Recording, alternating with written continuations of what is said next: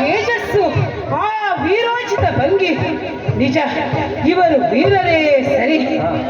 ಅಷ್ಟಾಗಿ ಮುಂದೆ ನಡೆದಾಗ ವಾಲ್ಮೀಕಿ ಮಹರ್ಷಿಗಳ ಆಶ್ರಮ ಹಸಿರು ತಾಣದಿಂದ ಕಂಗೊಳಿಸಬೇಕಾದದ್ದು ಹೆಣದ ರಾಶಿಯಿಂದ ನಮ್ಮ ಸೈನಿಕರೆಲ್ಲರೂ ಹೆಣವಾಗಿ ಬಿದ್ದಿದ್ದಾರೆ.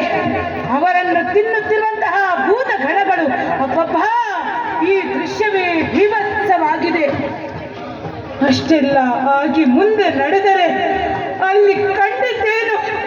ನನ್ನ ತಮ್ಮಂದಿರಾದ ಶತ್ರುಘ್ನ, ಭರತ, ಲಕ್ಷ್ಮಣ ಹೆಣವಾಗಿ ನೆಲದ ಮೇಲೆ ಬಿದ್ದಿದ್ದಾರೆ.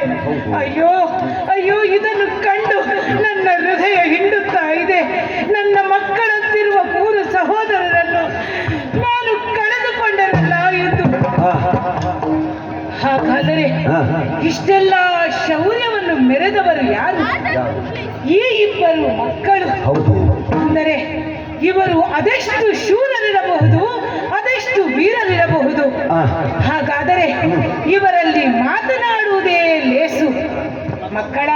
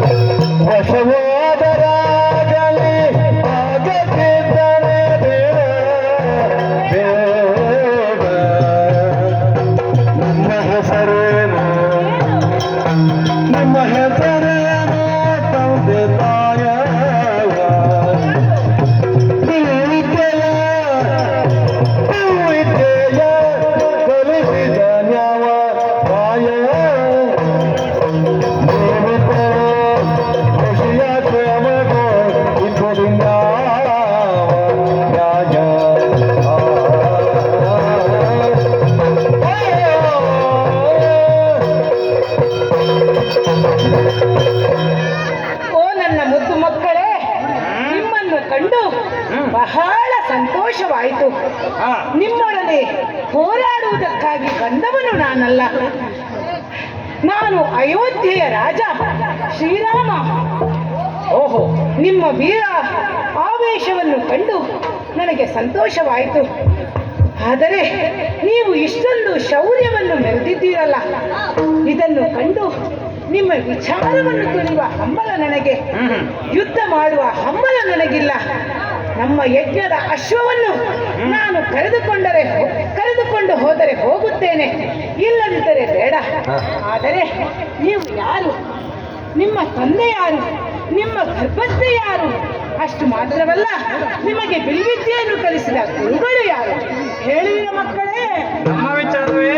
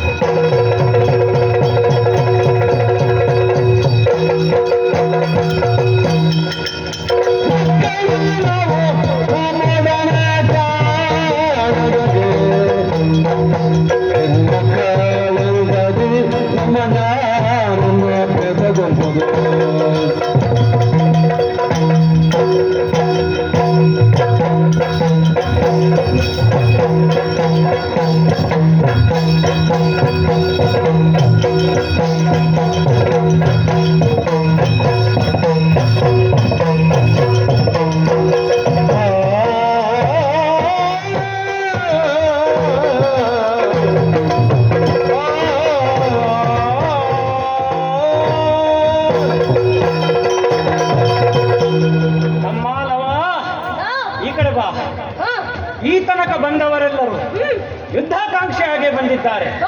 ಆದರೆ ಈಗ ಬಂದವನು ಮಹಾರಾಜನಂತೆ, ಶ್ರೀರಾಮನಂತೆ, ಬಿಲ್ಲಿದ್ದ ಕೋವಿದನಂತೆ, ಆದರೆ ಅತಿ ಚತುರಮತಿಯೂ ಹೌದು.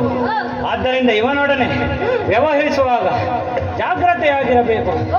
ಅಯ್ಯ, ನಾವು ಬಾಲಕರೇ ಸರಿ ನಿಜ, ಆದರೆ ನಾವು ಬಿಡುವ ಬಾಣಕ್ಕೆ ಬಾಲಿಶತನವಿಲ್ಲ.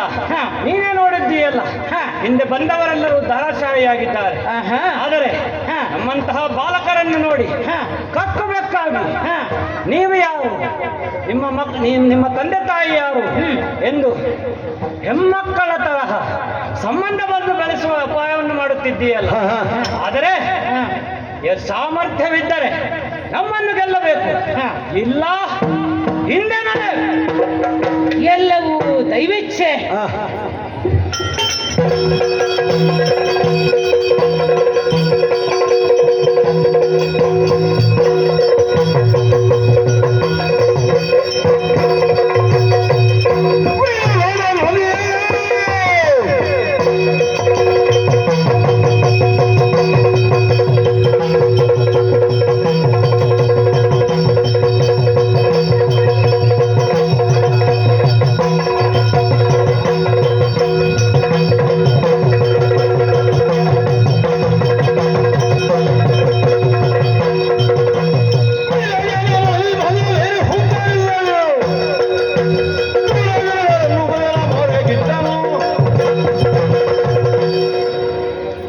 ದೈವೇಚ್ಛೆ.